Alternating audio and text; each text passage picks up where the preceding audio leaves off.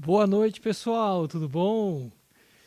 Hoje, mais um episódio do nosso Pod Lepete, com uma presença ilustre aqui entre nós.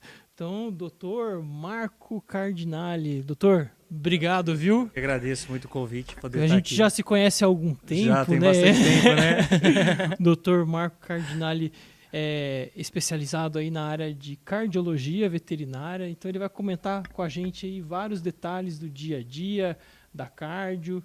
E já começa com aquela pergunta, né, que às vezes a gente tem aqui no nosso podcast, né, mas assim, animais têm doenças de coração, doutor? Tem. Os animais apresentam doenças do coração, assim como nós, né?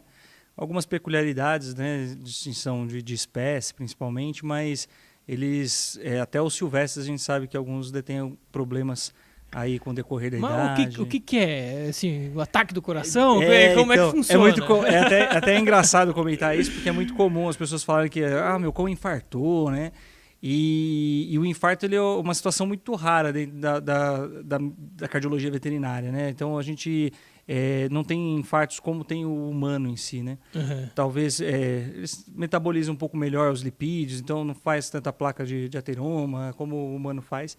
Então não é tão comum a questão do infarto em si, mas eles podem apresentar outras alterações. Os cães, geralmente, cães de pequeno porte, o mais comum que está dentro da nossa rotina clínica aí, né, maior, é a doença valvar mitral, que é um processo degenerativo dessa válvula. Então a válvula ela tem uma propriedade de permitir a passagem do fluxo sanguíneo, impedindo o refluxo desse sangue. E quando ela se degenera, ela acaba ficando incompetente nessa função. E isso promove uma insuficiência dessa válvula.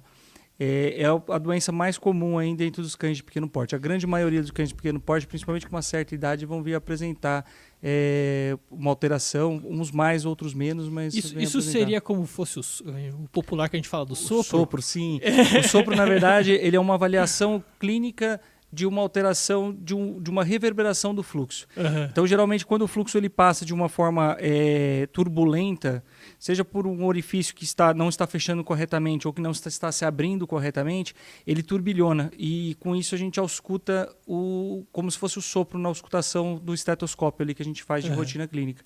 Então, na verdade, o sopro, a doença valvar mitral, ela ocasiona o sopro, né, audível, mas outras doenças também podem levar ao sopro cardíaco. Legal. E assim, o pessoal que está lá em casa escutando, né, vendo a gente aqui, como que ele consegue perceber? Porque eu imagino que essas doenças elas não são tão assim exuberantes, ou seja, a pessoa ela tem que observar alguma coisa ali no animal para saber. O que ele tem que observar para saber se precisa ir no cardiologista ou não? Sim, é muito sempre importante fazer o acompanhamento clínico do paciente, né? Então, as vacinações que são realizadas, os exames de rotina e essa avaliação clínica ela é muito importante às vezes para a detecção realmente desse sopro. Porque a doença, existe uma fase que a gente fala assintomática, né? Alguns usam o termo subclínica, mas fica uma coisa meio... que realmente não aparece, não demonstra nenhuma sintomatologia. Principalmente na questão da doença valvar mitral, se tratando da doença mais comum que a gente tem na nossa rotina, ela acaba sendo uma doença muitas vezes silenciosa. Uhum. Então, por isso que o acompanhamento com o cardiologista é importante e a identificação através da ecocardiografia para ver se esse paciente já necessita de medicação ou não, porque nem sempre esse paciente que precisa de medicação ele vai ter algum sintoma. Muitas vezes ele ainda não partiu para a fase da doença sintomática. Uhum. Quando ele vem para a fase sintomática, a principal alteração que a gente vai observar é falta de ar desse paciente, tá? Outras alterações, Mas né? como que eu vejo a falta de ar? Exatamente, Porque o cachorro né? fica lá. Às vezes fica lá ofegante, né? Como é que eu sei se ele está com falta Geralmente, de ar ou não? essa falta de ar ela é uma situação agônica, ela não é simplesmente um arfar, né? Por cansaço ou por agitação, porque o animal ele pode arfar por vários motivos, né? Então, os animais eles podem aumentar a frequência respiratória por estresse, Arfar é o famoso... de ficar com a língua para fora e tudo mais. Uhum. Então, geralmente, essa taquipneia, que a gente chama que é o aumento da frequência respiratória, ela vem acompanhada de geralmente uma respiração agônica. Então, esse paciente ele faz tem uma face realmente de agonia, como se quisesse dizer assim, tá faltando o ar que estava aqui. Uhum. Então, mesmo em repouso, muitas vezes, esses pacientes, sem nenhum nível de estresse, nem estresse térmico, nada, não está com calor, nada disso. Ele está com mais dificuldade de respirar. Uma respiração pesada. Às assim. vezes uma frequência um pouco maior e uma respiração mais profunda. Uhum. Tá? Isso daí pode ser algum sinal já de doença cardíaca.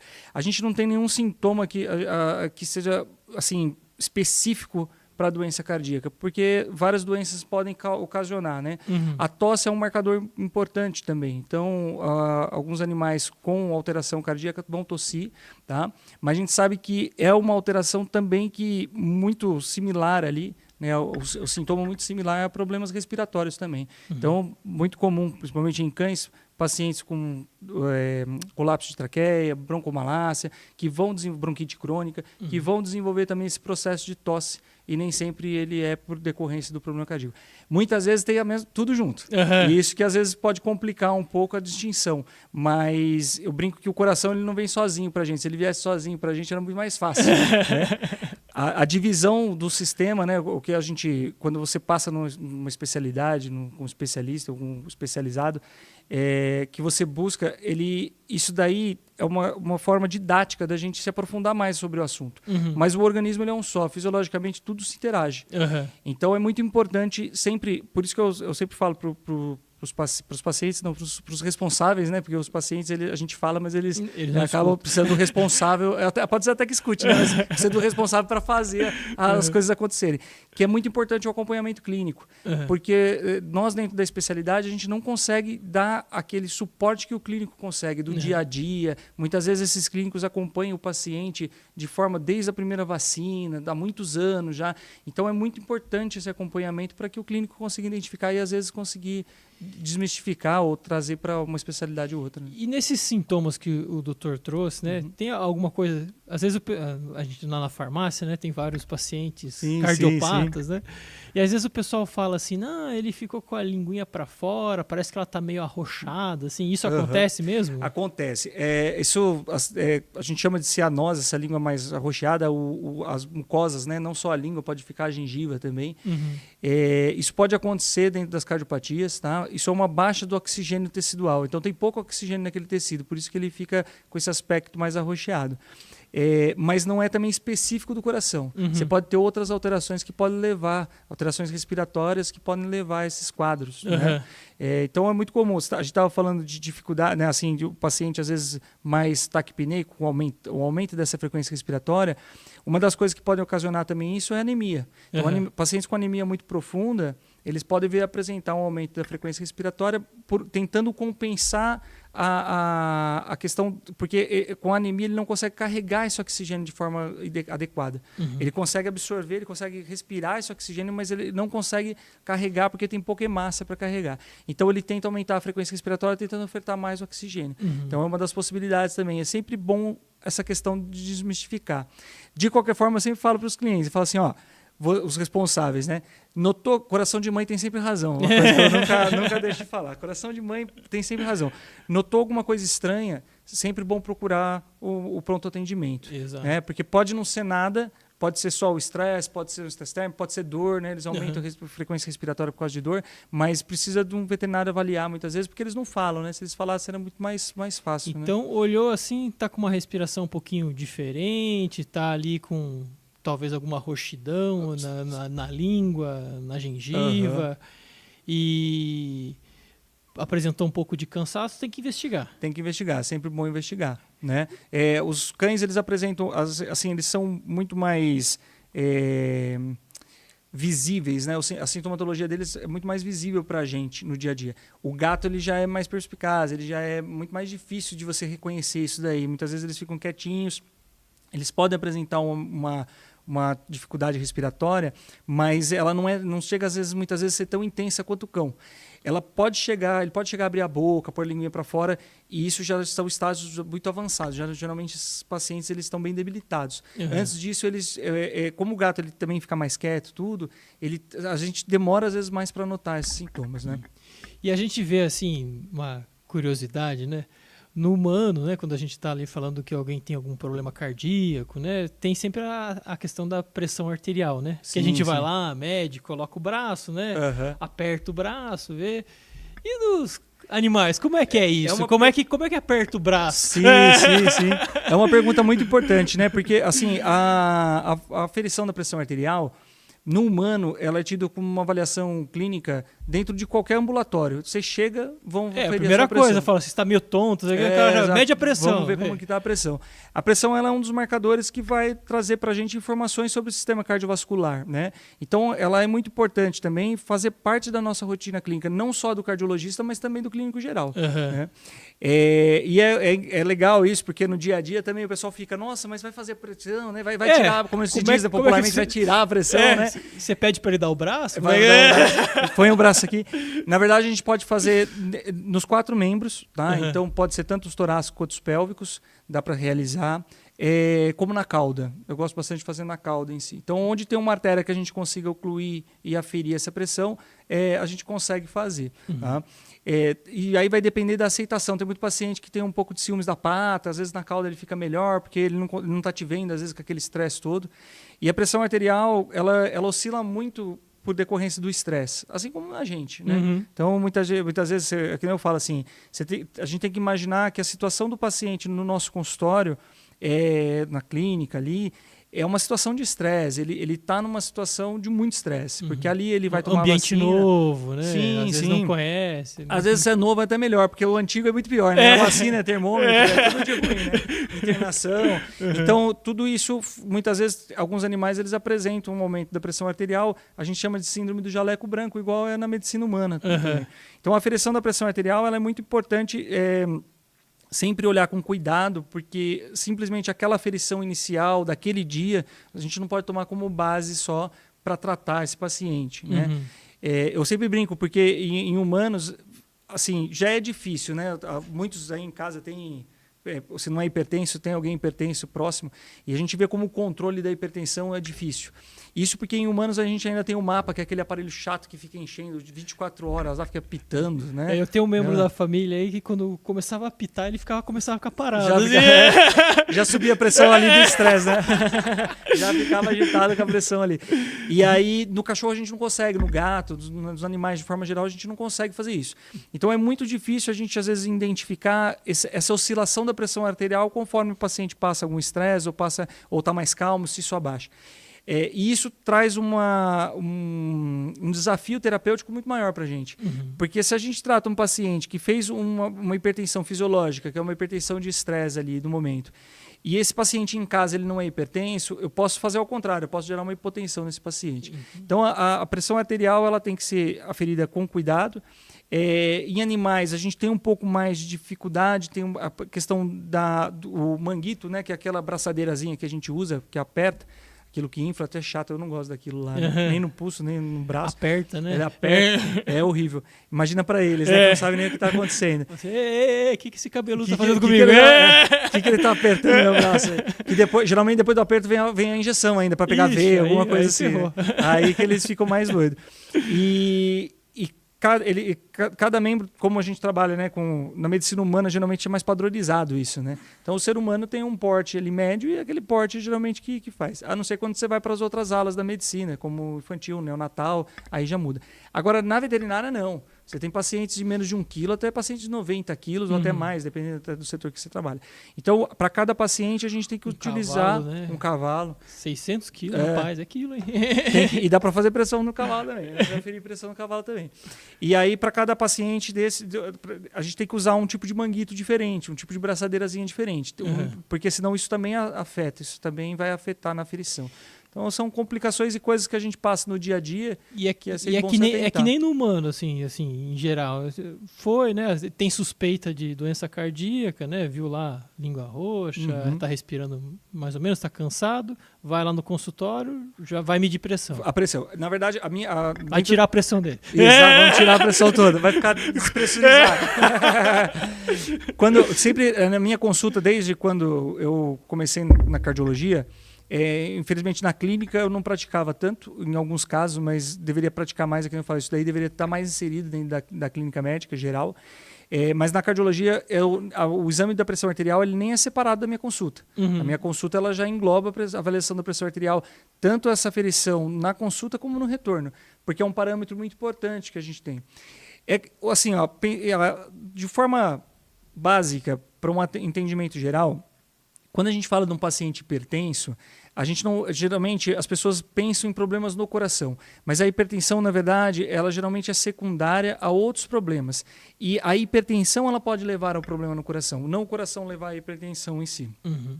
Então, é muito comum, às vezes, vir pacientes com suspeita de hipertensão, para a cardiologia não está errado, mas para se investigar se tem algum problema no coração. Mas, na verdade, o coração ele está sofrendo com a relação da hipertensão em si. Porque o coração ele é uma bomba, assim como como uma VAP de jardim. Então, como toda bomba, a principal função da bomba é produzir pressão.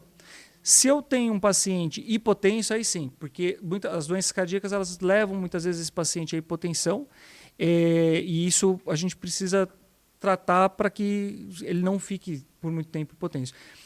O coração, ele parece, o organismo como um todo, né? Eu falo que ele parece uma fabriquinha. Então, assim, esses órgãos eles se interagem fazendo uma ligação. Quando a gente fala da pressão arterial, eu sempre brinco que o coração e o rim, apesar de distante fisicamente, né? Porque um está bem em cima, o outro está mais embaixo, eles estão de mão dadas devido à pressão arterial. Então, a pressão arterial que o coração acaba mantendo é totalmente benéfica para que o rim consiga funcionar corretamente. E é um negócio legal que o doutor está falando, porque às vezes assim, lá na farmácia chega o pessoal, né, com as prescrições, aí ele recebe lá um medicamento para o coração e vários outros medicamentos. Ele fica falando assim, não, mas precisa dar tudo isso aqui. Nossa, verdade.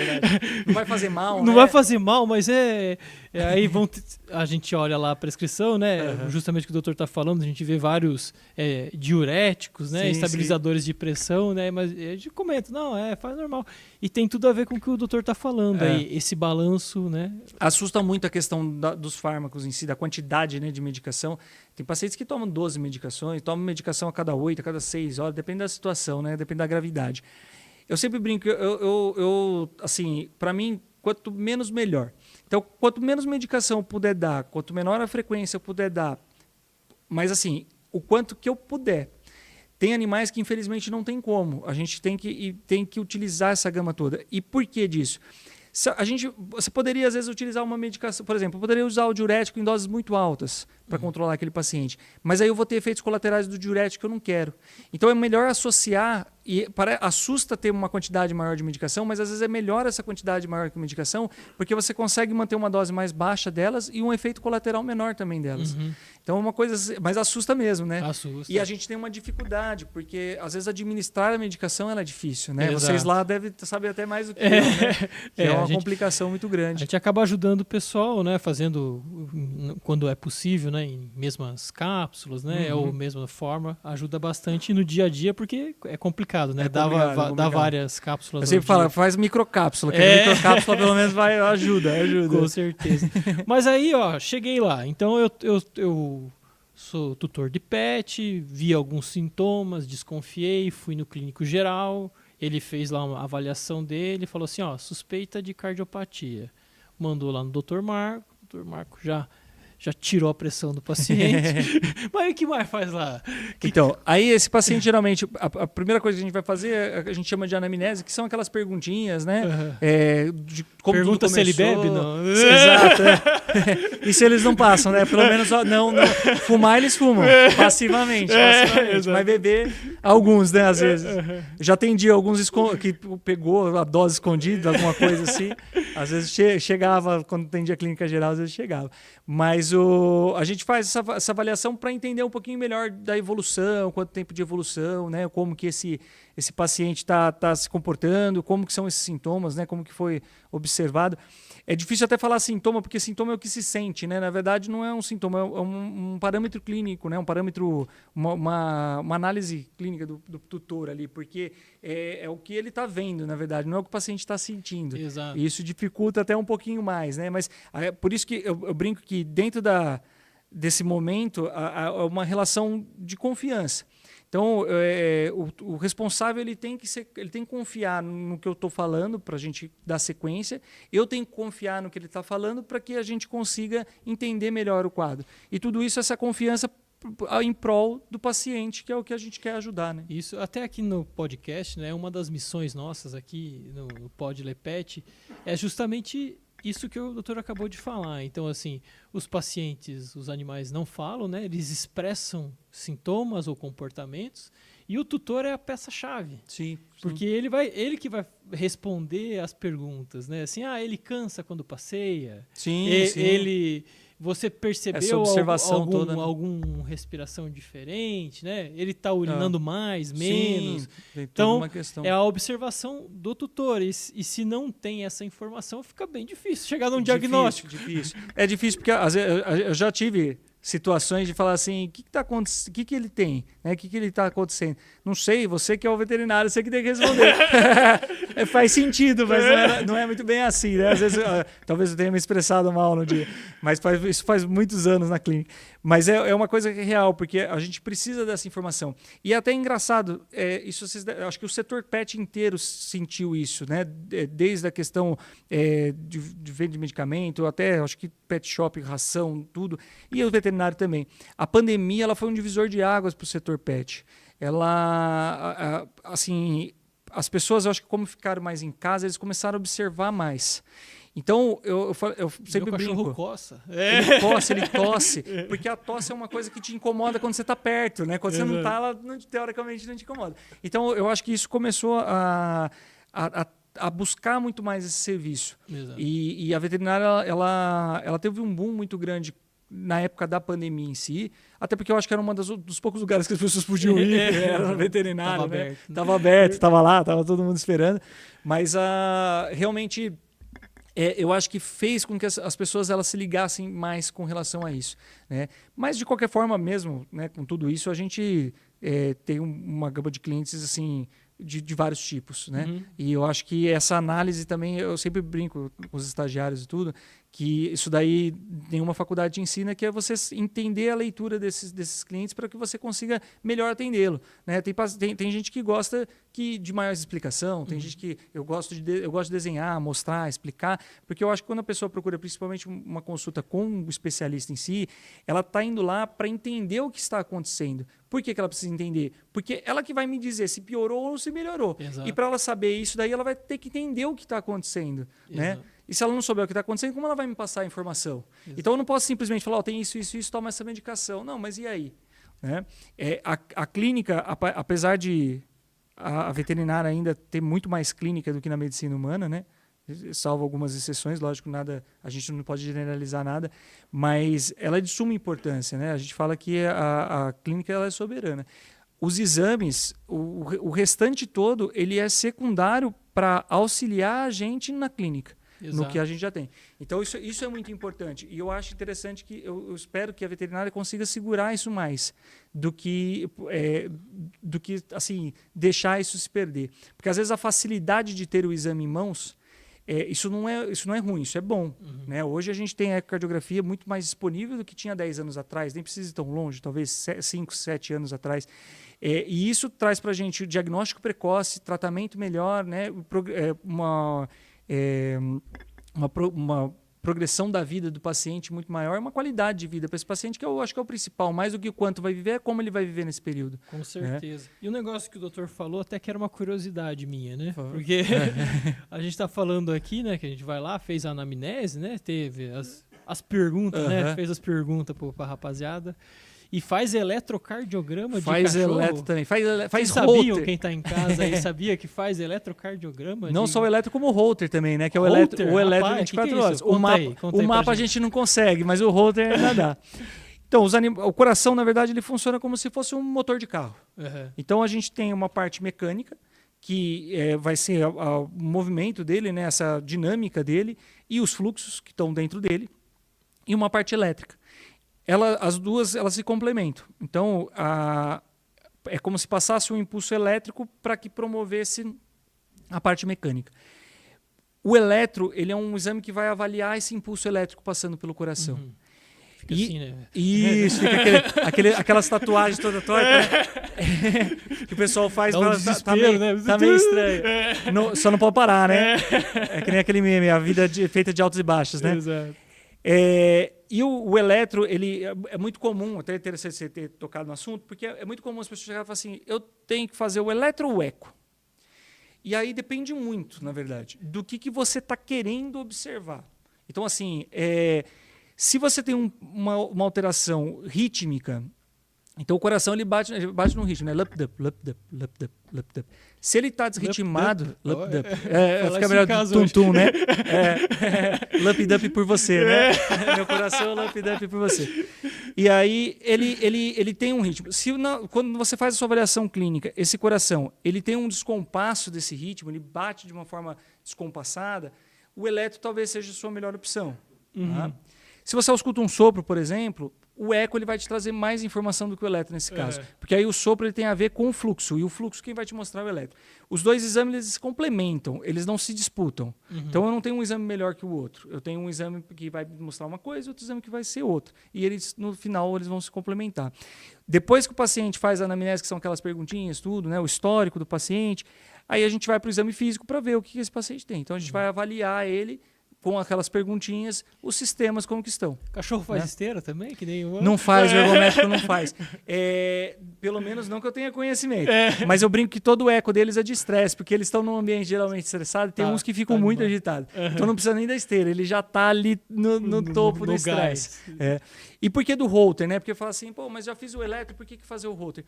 Porque os eventos arrítmicos, eles são muito dinâmicos. A gente pode estar aqui conversando e ter várias arritmias, tá? Por estresse, assim, então eu tô nervoso de estar falando aqui, então, né? Câmera, aqui, os um caras lá falando não sei com quem a tá me vendo do outro lado, estão me julgando. E aí você pode, às vezes, rodar um eletro depois, uns 10, 20, 15 minutos, 50 minutos de eletro, e você não ter nada. Então o Holter ele vem para auxiliar nessa questão, para você conseguir ter uma ideia dessa variação do seu dia a dia. Então será que essa arritmia que você tem, ela é promovida mais quando você está estressado, quando você está mais calmo? Será que ela vai... A chance de você pegar esse processo arrítmico nessas 24 horas, hoje tem Holter de 72 horas também, ela é muito mais ampla do que um período curto de 2 minutos, 3 minutos, 5 minutos, que geralmente é o que a gente roda no ambulatorial. Como você pode rodar um eletro ambulatorial de 3 minutos, pegar todas as arritmias ali e fazer um Holter e não pegar nenhuma. Então é muito dinâmico, por isso que é um exame que a gente consegue muitas vezes e precisa fazer ele com um período maior para que a gente consiga entender um pouco melhor. Legal. Você estava falando dos sintomas, né? Outro sintoma também que a gente tem em comum na clínica são os desmaios, né? As famosas síncopes. Eu ia te perguntar, você falou de arritmia, eu falei assim, o cara desmaia. A síncope ela pode ter várias causas, na verdade, né? Ela tem até, que é bem descrito na medicina humana, que é a síndrome vasovagal, que acompanha futebol, até viu lá o Oscar, né? Que está com essa situação. Tem muita gente que quando levanta rápido desmaia. Em cães a gente não sabe direito, mas sabe-se que pacientes às vezes que têm muita estimulação vagal, por exemplo, os braquicefálicos, então os pugs, os bulldogs, aqueles pacientes sem quase focinho, né, com o focinho mais achatado, eles tendem a ter uma estimulação do sistema parasimpático muito maior. E esses pacientes eles podem desenvolver arritmia por causa da questão respiratória. Então, é muito importante sempre, às vezes, ficar de olho nisso. E a síncope, ela nada mais é do que um processo de defesa do organismo que quando você tem, por algum motivo... Desliga tudo. Ele desliga, exatamente. Tá dando Deu ruim. Curto, desliga. Porque quando você tem uma baixa entrega de oxigênio, assim, o oxigênio é importante para todos os tecidos do corpo, mas para o cérebro ainda mais. Se começa a falar, opa, não está vindo oxigênio suficiente, desliga aí. Desliga o disjuntor. Em humano isso é mais comum ainda, né? Porque você desliga o disjuntor, você cai. Quando você cai, você está na horizontal, você não está mais na vertical, né? E isso faz com que o sangue tenha mais facilidade de circular para a cabeça. Então, assim, a síncope em si, esses desmaios, geralmente eles têm um fator de defesa. Lógico que a gente não vai manter, a gente vai ter que ver a causa e tentar tratar essa causa. Se for arritmia, tratar a arritmia, né? Aí você pode ter causas de bradiarritmia, que são frequências muito baixas, ou taquiarritmias, que são frequências muito altas. Para cada um você vai ter um tratamento diferente. Né? Legal. Doutor, temos várias pessoas aqui assistindo bacana. a gente. Agradeço a todos. Obrigado aí a todo mundo que está assistindo. E tem pergunta aqui. Opa, que maravilha. Tá perguntando. Eu vou fazer aqui as perguntas. Então, a Jéssica Macedo, ela perguntou: existem raças específicas que têm problemas cardíacos devido à genética? Ou assim, preponderantes, que têm mais problemas? Sim, tem alguns genes até definidos, né, de algumas doenças. Por exemplo, as cardiomiopatias felinas. Tem alguns gatos que a gente já sabe que tem genes específicos, né, que promovem essa cardiomiopatia. Então, Benicum, Ragdoll, eu acho que o Persa também, se eu não me engano, ele já tem esses genes bem definidos. Então, assim, existe a possibilidade, é que não é feito na rotina, mas de um teste genético para saber se tem o gene. Você ter o gene, nem sempre você vai ter a doença. Você ser portador do gene, nem sempre você vai desenvolver a doença, né? Mas, assim, dentro das raças que a gente tem mais comumente, isso muda muito de região para região, né? Mas das doenças valvares, os cães de pequeno porte, a grande maioria deles tem uma predisposição alta, mas quando a gente pega raças como Cavalier, King Charles, que eu acho que é o principal ali, né? A gente brinca que 11 de 10 vão ter alterações, geralmente mais jovens, né? São raças que apresentam até essas alterações ainda jovens. O Poodle era o nosso campeão, vem caindo um pouco, né? O Poodle, os que tem são mais velhinhos ainda, em desuso, né? Não está mais na moda. Acho que hoje o Shih Tzu, o Lhasa, o Maltês, dentro da rotina, e o Spitz, que vem ganhando também espaço, tanto nos problemas respiratórios quanto problemas cardiológicos, né? Quanto de pele e todos os outros também, né? Eles vêm... O pessoal brinca, né? E o caramelo? O caramelo. O caramelo também. Às vezes tem uns caramelos que vem presenteado, né? Com várias coisas. A questão de não ter raça definida não significa que ele não possa desenvolver, até porque a gente não sabe, a gente desconhece a genética de onde é proveniente, né? O que a gente sempre pensa na questão quando se fala de genética em si? Os cruzamentos, né? Quando você tem esses cruzamentos consanguíneos, né? Que é a consanguinidade? Então, às vezes pai com filho, né? Ou filho com a mãe, ou irmãos, entre irmãos, isso vai exacerbando e mantendo esses genes, geralmente essas mutações que vão passando de geração em geração, e isso acaba disseminando.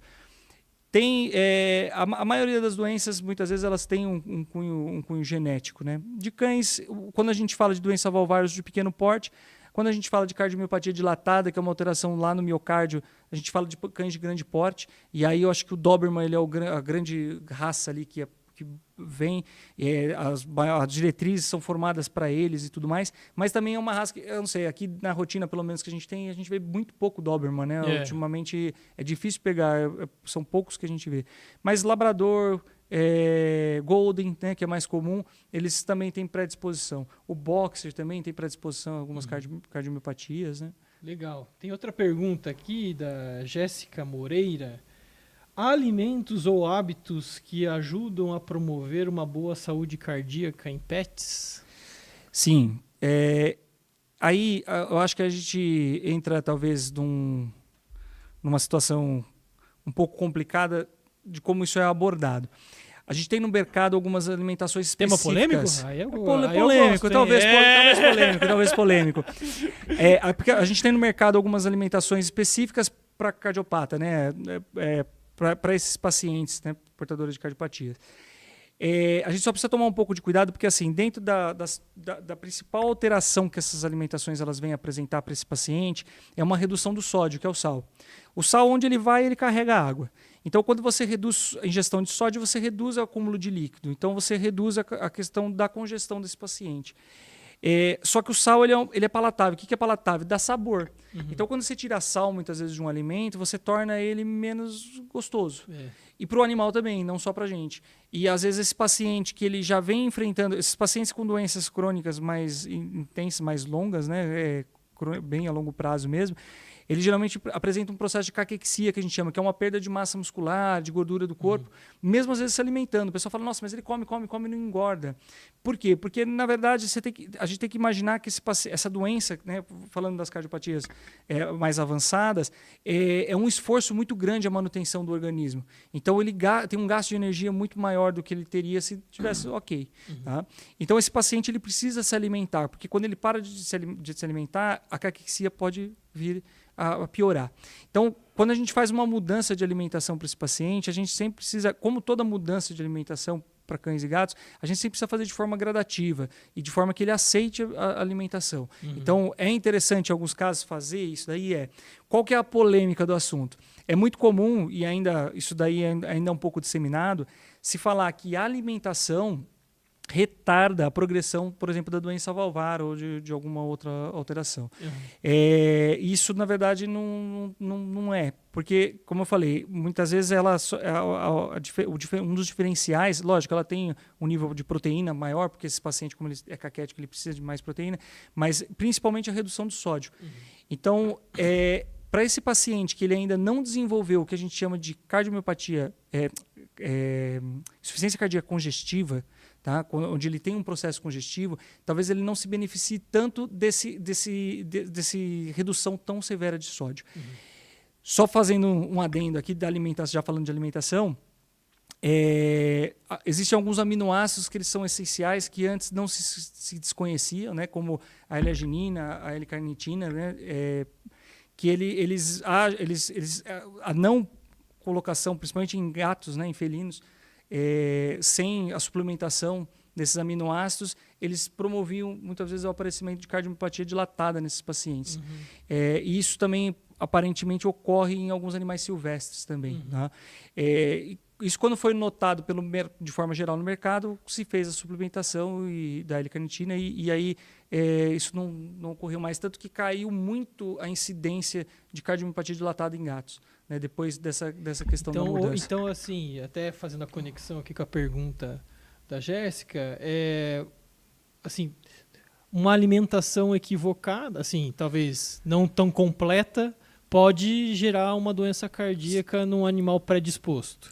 E animais que têm tem a doença ou não, podem, por uma redução do sal, se beneficiar com isso. A gente só precisa ver o momento que vai entrar com isso. Porque, assim, uma coisa que são conceitos, né, que a gente tem que ter que... eu sempre brinco, né? O cardíaco são todos que têm coração são cardíacos, né? Ficou o Galvão foi tirando da gente, foi achando que os cardíacos saem da sala, né? Não, mas o cardíaco é todo que tem coração. O cardiopata são os que têm alteração nesse coração. Os que têm insuficiência valvar ou alteração muscular, eles podem vir a desenvolver uma insuficiência cardíaca. É uma progressão. E a insuficiência cardíaca pode vir a se tornar uma insuficiência cardíaca congestiva. Então, são situações diferentes de um processo que esse paciente vai passar dessa cronificação. E uma outra pergunta aqui, tá cheio de Jéssica aqui. Não é a mesma, não? Não é. Achei que era a mesma. São várias. É indicado exercícios para evitar problemas cardíacos? Então, você vê que são perguntas bem relacionadas com a questão da medicina humana, né? Os exercícios em si, a gente não tem muitos estudos relacionando exercício a benefício ou malefício, como tem na medicina humana. Então, a medicina humana, por exemplo, dependendo da situação que o paciente tem, eles vão aumentar a carga, reduzir carga, ou aumenta a intensidade, reduz a intensidade. A gente não tem isso para animais, o quanto que isso seria benéfico, tá? Então, dentro de uma forma geral, enquanto não surgem dados específicos para que você possa falar, é bom fazer tanto tempo de esteira, né? Uma esteira aquática, lá, sei lá. A gente acaba ponderando pelo bom senso. Então, os pacientes, eles, por exemplo, depende muito da situação. Pacientes com hipertensão arterial pulmonar, que eles podem vir a desenvolver hipertensão arterial pulmonar, esses pacientes, geralmente, eles têm uma redução de oxigenação muito mais intensa do que só o doente valvar em si. Esses pacientes, a gente tende a limitar muito mais o exercício dele. Porque tem alguns que eles mesmos se limitam, mas tem outros que não, que eles acabam se você jogar a bolinha 20 vezes, 20 vezes ele vai buscar a bolinha. Guerreiro, esse é exatamente. Vai até o final. E aí a gente pede muitas vezes para limitar isso. Mas a gente não tem um consenso de quanto que ele se beneficiaria com o exercício ou não e que tipo de exercício que ele se beneficiaria. Tá? A gente sabe que tem envolvimento do exercício com relação à questão cardiovascular, assim como tem em atletas. Então, cães atletas, por exemplo, eles têm um batimento mais lento, eles têm uma hipertrofia que é no comum do atleta, assim como no humano também tem. Tá? Mas depois da doença em si, o estudo relacionado à doença, a gente não tem uma indicação clara disso. Não tem uma indicação clara. Até uma história engraçada que aconteceu, foi essa semana. Eu estava na loja de Campinas, né? Entrou um tutor lá, ele tinha pitbulls, né? Ele estava no segundo pitbull dele, e aí era cardiopata. E agora? E aí ele entrou lá para conhecer, né? A gente está começando lá.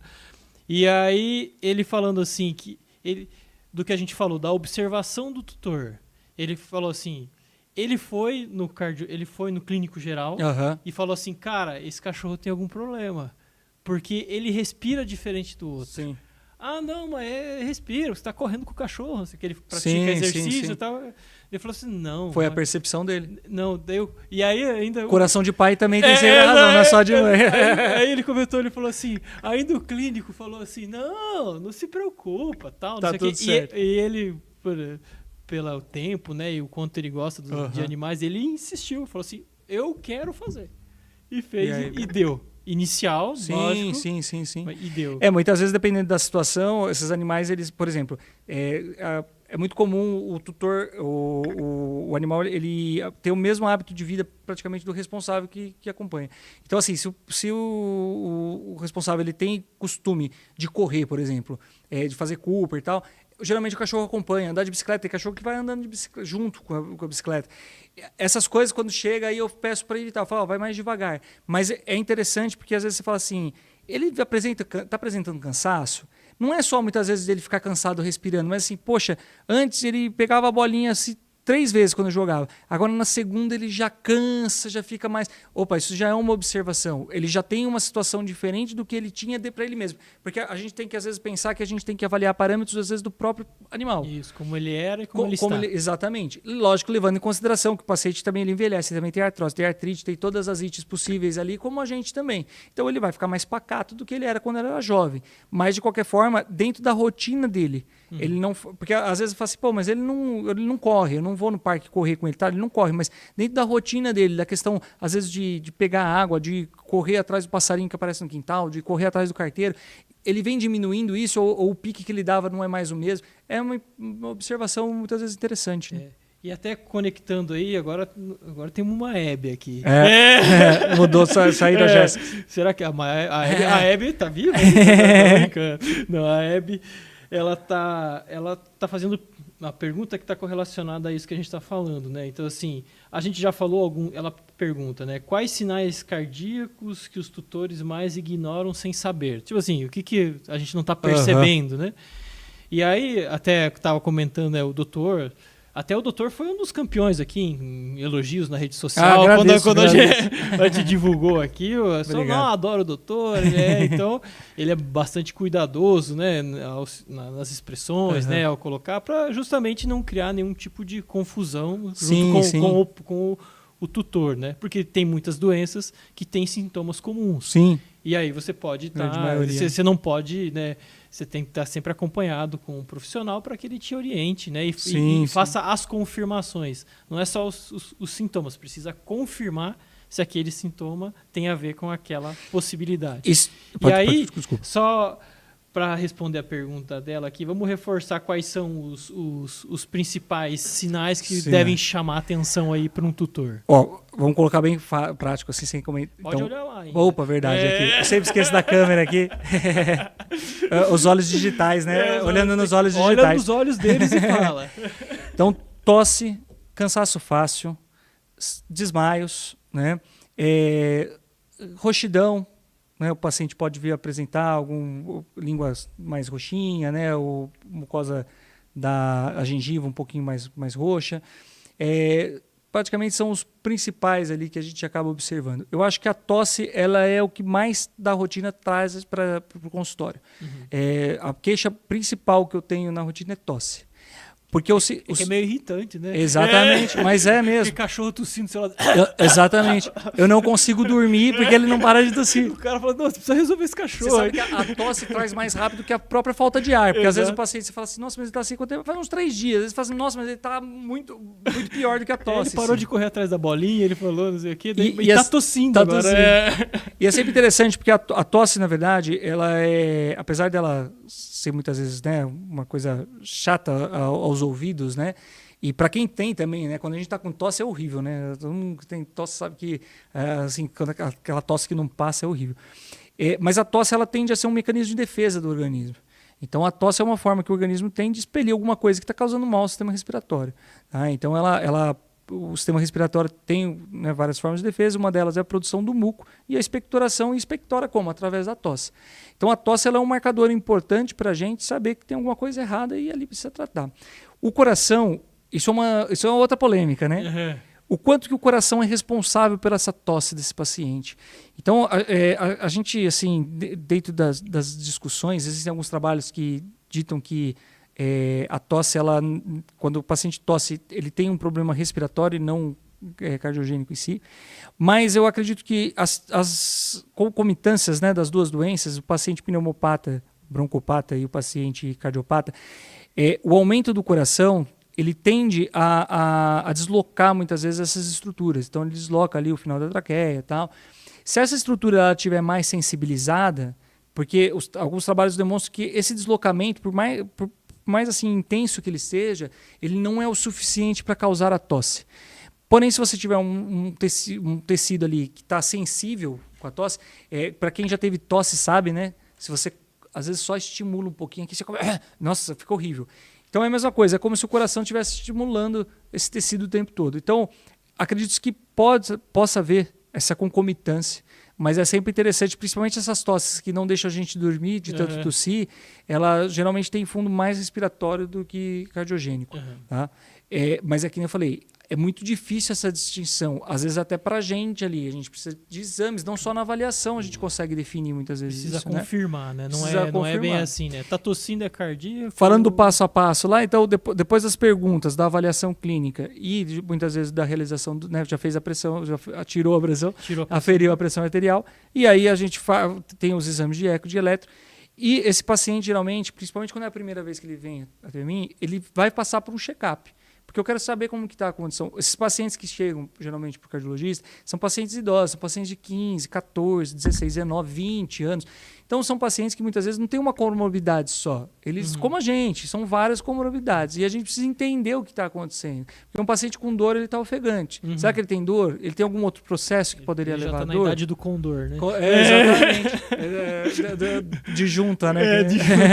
Tadinhos. Mas e eles não falam, que nem eu falo, eles não conseguem passar. A gente consegue falar, tô com dor de cabeça, tenho dor, quando eu levanto dói. Eles não conseguem, né? Então, às vezes, eles expressam de outras formas, com agressividade, às vezes, né? Então, no tocar deles, isso pode, às vezes, desencadear. Então, é muito bom e sempre ficar atento a qualquer manifestação diferente, né? Lógico, quando o paciente chega para você, às vezes, tem muitos pets que são adotados, né? E é muito novo tudo. Então, dificilmente tem esse histórico. Mas, de qualquer forma, se a pessoa for cuidadosa, ela consegue observar algumas variações que fala, opa, tá meio estranho aí. Pelo menos para ver se é normal ou não. Né? Exato. E aqui entrar num assunto que eu sei que o doutor gosta muito. Opa. Que é o famoso verme do coração. O verme do coração. Vocês já ouviram falar do verme do coração? O doutor vai contar aqui pra gente um pouquinho sobre a difilariose. É um tema também, assim, bem importante, né? E a nossa região aqui está muito... Como a gente transmite para o mundo inteiro, a nossa região é o Alto Tietê. O Alto Tietê. Desculpa, verdade. Eu achei que era a dirofilariose que a gente estava transmitindo para o mundo todo já. É a transmissão aqui. A região aqui do Alto Tietê, principalmente Mogi das Cruzes, Biritiba, Mirim, tem pego alguns casos em Suzano, né? Na região ali, principalmente de Palmeiras, mas de uma forma geral, até Poá, alguns casos com colegas também que estão enfrentando isso, que é um verme transmitido através da picada do mosquito, que era muito mais comum em região litorânea. Mogi é uma região que está próxima da região litorânea, mas não chega a ser a região litorânea. Não tem mar. Não tem mar, né? Mas mesmo a região litorânea nossa aqui, no nosso litoral, a gente não via uma quantidade tão grande quanto está vendo hoje. Era muito comum no Rio de Janeiro. O Rio de Janeiro tinha muito, né? E a gente sempre perguntava se o paciente tinha vindo de lá, ou viajava para lá. Mas era uma preocupação sempre quando o paciente ia para a praia, porque a transmissão é feita por um mosquito que gosta muito de água salobra, então é muito mais comum em região litorânea. Mas com a questão do aquecimento global, né, que a gente passa, das grandes metrópoles, então o calor ele é mais intenso, é mais longo, né, a gente tem muito mais períodos de calor, a disseminação, a proliferação de mosquito, que é o vetor, acaba aumentando. Então pode ser uma dos fatores. E os pacientes também vão à praia, né? Então os responsáveis também vão à praia e levam esses pacientes e eles podem acabar se infectando. Antigamente a gente passava uma prevenção simplesmente se fosse para a praia. Então, vai para o litoral? Vai. Então, tem que fazer a prevenção e tal.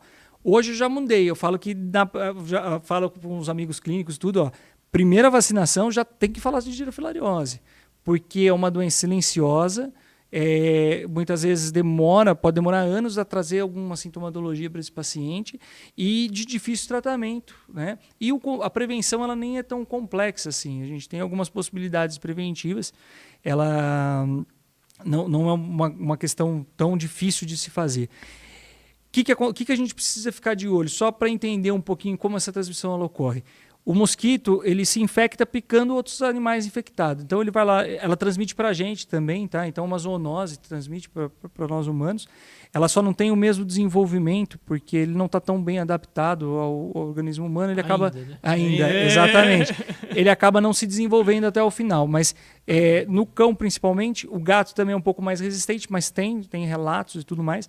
Mas o cão, principalmente, o mosquito que pica, o cão infectado, ele absorve a larva de primeiro estágio. E lá no mosquito ela vai se transformar larva de primeiro estágio, segundo estágio e terceiro estágio, que é a forma infectante. Quando esse mosquito pica o outro cão, através desse mesmo furinho onde ele picou, essa larva vai por uma questão ativa ali e penetra na circulação. E aí ela tem um ciclo mais ou menos um período de 6 meses até se tornar adulta. Então ela vai lá para a circulação, invade lá e vai para lá na artéria pulmonar. Como ela é muito pequena ainda, ela não para diretamente no coração, porque tem o fluxo. Então ela vai parar lá no pulmão. Apesar de ser verme do coração, ela não fica no coração, ela fica nessa ramificação nas ramificações da artéria pulmonar. A gente começa a ver no coração quando essa infestação muitas vezes é muito grande. Está muito cheio lá, elas vão ficando mais para trás. E aí a gente acaba vendo no coração. E o que ela vai promover principalmente? Ela promove alterações ali no leito vascular pulmonar, levando a um quadro de hipertensão arterial pulmonar. Então, não é aquela hipertensão que a gente estava tirando lá no consultório. A hipertensão no pulmão. Então, a gente tem uma circulação que a gente antigamente chamava da grande circulação, que é a circulação que vai do coração para o corpo, e a pequena circulação que vai do coração para o pulmão. É pequena porque realmente ela é mais reduzida, ela é mais próxima, né? Então, a hipertensão dessa circulação faz com que o coração ele tenha dificuldade em bombear o sangue para o pulmão, porque essa artéria está com uma quantidade de vermes ali, então a própria questão física do verme ali dificulta, ela causa inflamação, isso causa redução desse lumen vascular, então tem várias alterações que ela vai gerar ali, levando a quadros de insuficiência cardíaca congestiva direita, porque é do lado direito do coração que a gente vai observar. Então, assim, por que falei desse ciclo todo aqui? Porque o animal, por exemplo, quando ele se infecta, dificilmente ele vai apresentar nos exames, logo depois que o mosquito picou, alguma alteração, principalmente na ecocardiografia. A ecocardiografia a gente não faz para identificação do verme. Posso ver, mas nem sempre vou ver. Se eu não ver, não tem? Não. Posso não ver e ter. Eu posso ver num eco e não ver no outro? Pode, porque muitas vezes o paciente inicia um tratamento, você melhora a questão da pressão na artéria pulmonar, esse sangue começa a fluir melhor e você empurra essas filárias lá para dentro. Tá? Mas é uma coisa terrível, né? Parece uma coisa meio alienígena. Né? Eu acho fascinante por decorrência disso, porque é uma coisa que é chocante você pensar ter um verme dentro do seu pulmão ali. E aí, são compostos por fêmeas e machos, eles se procriam, produzem larvas de primeiro estágio que caem na circulação e o ciclo se reinicia. Então, quando a gente fala da dirofilariose, o principal diagnóstico dela não é ecocardiográfico, mas sim sorológico, que é aqueles testes rápidos, igual a gente fazia parecido com o da Covid, né? Então, esses testes eles têm uma acurácia muito boa. Só que eles só pegam fêmeas adultas. Então, se não tiver fêmea adulta ainda ali, você não vai conseguir ver. Se a infestação for só por macho, você não vai conseguir ver. Então, tem várias situações que o teste, às vezes, pode dar falso negativo. Quando ele dá positivo, quase certeza que é positivo mesmo. Quase 100% de certeza que ele é positivo mesmo. E por que eu preciso do teste? Porque é o teste que vai guiar o tratamento. Aqui no Brasil, a gente não tem a medicação que a gente chama de morte rápida desses vermes, que é uma medicação que é feita e os vermes morrem praticamente na hora. Então, a gente faz a utilização de protocolos que a gente chama de slow kill, então dessa morte mais lenta desses vermes. E isso demora. Então, o mínimo da terapia, geralmente o que a gente faz é pelo menos 1 ano para esse paciente se ver livre. E para a gente saber se ele está livre, ele precisa ter o teste negativo. Então, ele faz um teste, positivou, a gente faz o protocolo terapêutico, que isso depende muito, depende do que ele apresenta, né? Não só tratando o verme, mas tratando também todas as alterações que o verme está causando. E aí, depois de 6 meses, a gente reavalia. Se esse teste der negativo depois de 6 meses, a gente faz um novo protocolo, e lógico, continua tratando se tiver alguma sintomatologia, e aí 6 meses depois repete o teste. E aí, se esses 2 testes derem negativo, a gente, teoricamente, coloca esse paciente como paciente livre. Então a profilaxia é muito mais fácil, né? Muito mais fácil. E hoje a gente tem uma medicação ainda única no mercado, mas que ela promove uma defesa por 1 ano. Tá? E aí vem também o mito. Não é uma vacina, porque a vacina tem efeito imunológico, né? Uhum. Então a vacina, assim, o que é a vacina? Você aplica, ela vai fazer aumentar uma produção de anticorpos do seu organismo, que quando entrar em contato com aquele agente, esses anticorpos vão agir contra esse patógeno.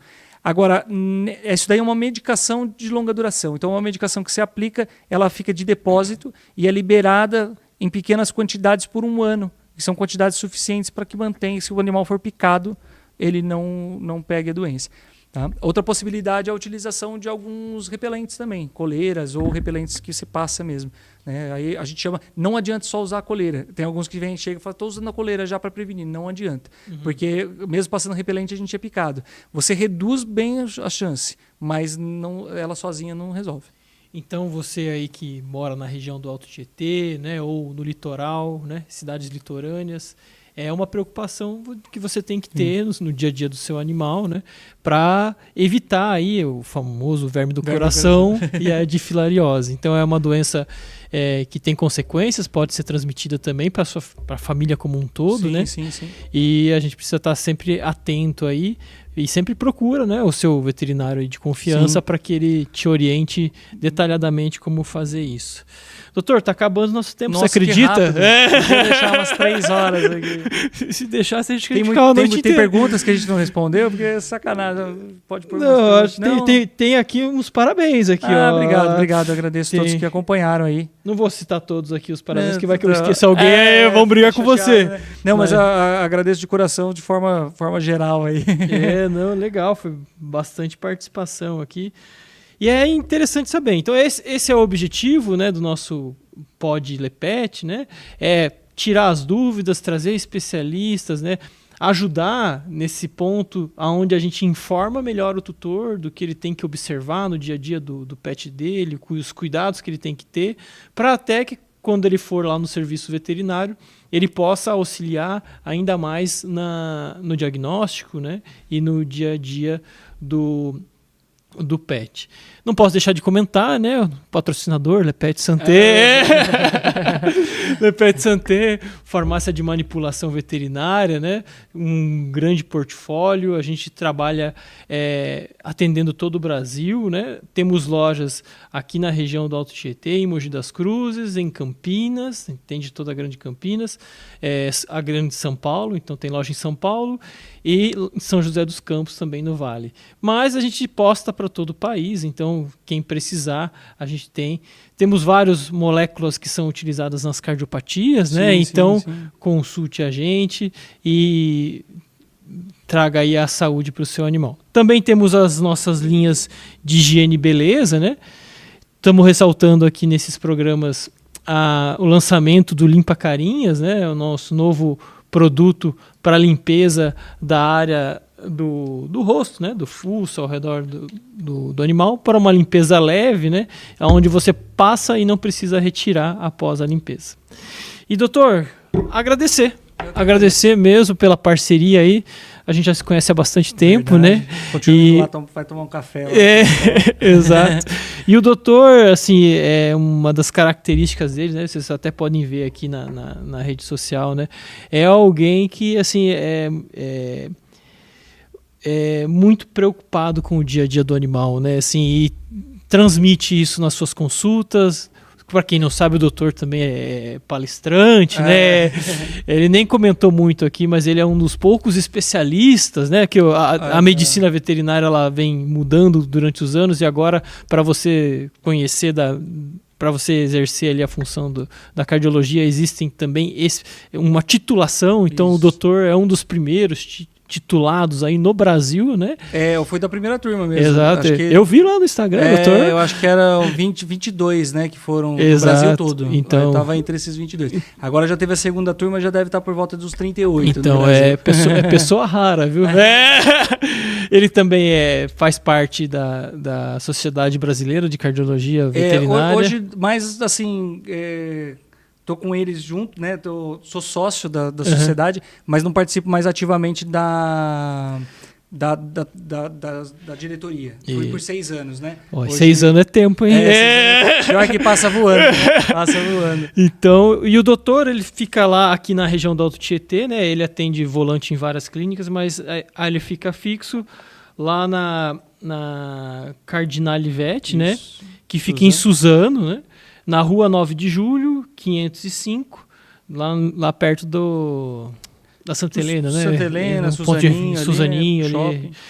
Para entrar em contato com o doutor, é o telefone 11 9 4536 8340. A gente vai deixar na descrição também, mas você também consegue achar pelo Instagram ou pelo próprio Google. E agradeço muito. Põe à disposição qualquer dúvida, qualquer coisa. Eu acho que dentro da veterinária que você falou, a gente realmente tem... Eu acho que a grande maioria dos colegas realmente tem essa preocupação, né, com os pacientes. A gente conversa tudo, a maioria fica sempre aquela... Como será que está, né? Como que tá, se está bem, se melhorou. A gente acaba se preocupando mesmo, mas são os ossos do ofício, né? Exatamente. Agradeço a todos que tiveram aí presente com a gente, a equipe aqui, obrigado. E, mais uma vez, obrigado pelo convite. E, se quiser, a gente volta aí. Com certeza. Obrigado. Tudo de bom. Uma boa noite. Valeu, um abraço. Obrigado. Um abraço, pessoal. Valeu, tchau. Obrigado.